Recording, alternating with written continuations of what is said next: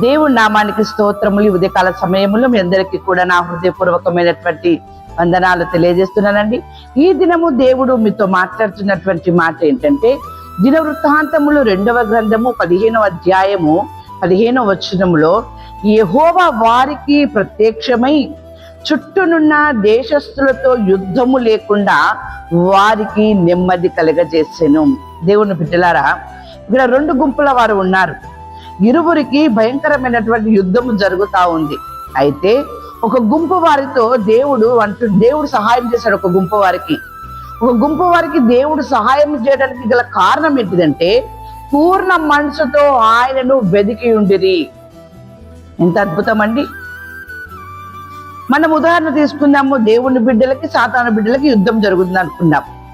దేవుని బిడ్డలు పూర్ణ మనసుతో దేవుని వెతికి ఉన్నారు గనుక దేవుడు వారికి ఏ దేశస్తులనైతే ఉంటున్నారో, ఏ దేశంలో నివాసం చేస్తున్నారో, ఏ దేశంలో వారితో యుద్ధము జరుగుతున్నదో ఆ యొక్క చుట్టూనున్నటువంటి దేశస్తులతో యుద్ధము లేకుండా వారికి నెమ్మది కలగజేసి ఉన్నాడు. ఉదయకాల సమయంలో దేవుడు నీకు తెలియజేస్తున్నటువంటి మాట ఏంటంటే, నీవు అవిశ్వాసవి కాక విశ్వాసముతో పూర్ణ మనసుతో నువ్వు దేవుని వెతికినట్లయితే నీకు కూడా దేవుడు విజయమునిస్తాడు. నీకు తోడై ఉంటాడు, నీ పక్షమున ఉంటాడు. ఆయన నీకు నెమ్మది కూడా కలగజేస్తా ఉంటాడు. వాక్యం సెలవిచ్చిన రీతిగా 94వ కీర్తన 19వ వచనములో, నా అంతరంగమందు విచారములు హెచ్చగా నీ గొప్ప ఆదరణ నా ప్రాణములకు నెమ్మది కలగజేస్తున్నది. ఎంత అద్భుతం అండి. ఎంత ఆశ్చర్యకరమైనటువంటి ఆదరణ దేవుని యొద్ద నుండి ఆ యొక్క భక్తుడికి దొరికింది. ఎప్పుడైతే విచారములు హెచ్చుగా ఉన్నాయో, ఎవరికి చెప్పుకోలేనటువంటి పరిస్థితిలో, ఎవరి దగ్గరికి వెళ్ళి కూడా విన్నవించుకోలేనటువంటి ఆ యొక్క స్థితిలో ఆ భక్తుడు పూర్ణ మనసుతో దేవుని వెతికి ఉన్నాడు. కాబట్టి తన అంతరంగంలో ఉన్నటువంటి విచారమును దేవుడు కొట్టివేసి ఆయనకి గొప్ప ఆదరణ కలగజేసి ఉన్నాడు. గొప్ప నెమ్మదిని కలగజేస్తున్నాడు. దేవుని బిడ్డలారా, దేవుడు నువ్వు ఎలాంటి పరిస్థితిలో ఉన్నా నిన్ను దేవుడు ఆదరించే దేవుడుగా ఉంటున్నాడు. నిన్ను దేవుడు ఆదరిస్తాడు. దేవుని బిడ్డల నీకు నెమ్మది కలగజేస్తా ఉంటాడు. అందుకనే వాక్యం సెలవిస్తుంది. రాజుల 1వ గ్రంథం 5వ అధ్యాయం 4వ వచనములో భక్తుడు చక్కగా మాట్లాడుతున్నాడు కదా, ఇప్పుడు శత్రువులు ఒక్కడును లేకుండాను, అపాయం ఏమీ కలగకుండాను నా దేవుడిని యెహోవా నలుదిశలను నాకు నెమ్మది దయచేసి ఉన్నాడు. దేవుని బిడ్డలారా, యుద్ధము జరిగినట్టు కానీ ఇంకా వేరే ఏదైనా జరిగినట్టు కానీ భక్తుడు మాట్లాడుతూ ఉన్నాడు. అక్కడ పూర్ణ మనసుతో ఎప్పుడైతే దేవుని వెతికి ఉన్నాడో వారి జీవితంలో దేవుడు గొప్ప ఆదరణతో పాటు, ఆనందముతో పాటు, విజయముతో పాటు నెమ్మది కలగజేసి ఉన్నాడు.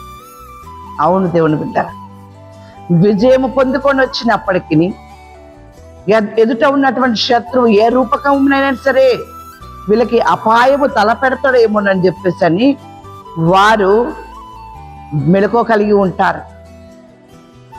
మంచి ఆలోచనలో ఉంటారు వారు. ఏదైనా మిస్టేక్లు జరిగితే మనం ఎలా ఉండాలి అనేసి. కానీ ఇక్కడ భక్తుడు నెమ్మదితో ఉన్నాడు. ఎలాంటి శత్రు భయం అనేది లేకుండా నెమ్మదితో ఉన్నాడు. అలాంటి స్థితిని దేవుడు నీకు కలగజేస్తాడట. ఎప్పుడు? నీవు పూర్ణ మనసుతో దేవుణ్ణి వెతికినప్పుడు. నువ్వు దేన్ని వెతుకుతున్నావు ఈ ఉదయకాల సమయంలో? ఏది దొరకాలని వెతుకుతూ ఉన్నావు? నువ్వు దేవుణ్ణి వెతుకు. దేవుడు నీకు దొరుకుతాడు, నీకు ఆదరణ ఇస్తాడు, నెమ్మదినిస్తాడు. అంతేకాదు దేవుని బిడ్డలారా, దిన వృత్తాంతములు 2వ గ్రంథం 14వ అధ్యాయం 7వ వచనంలో, మన దేవుడిని యెహోవాను మనము ఆశ్రయించినందున ఆయన మన చుట్టూను నెమ్మది కలగజేసి ఉన్నాడు. ఎంత అద్భుతం అండి. పూర్ణ మనసుతో దేవుణ్ణి వెతికినటువంటి నీవు దేవుణ్ణి ఆశ్రయించు.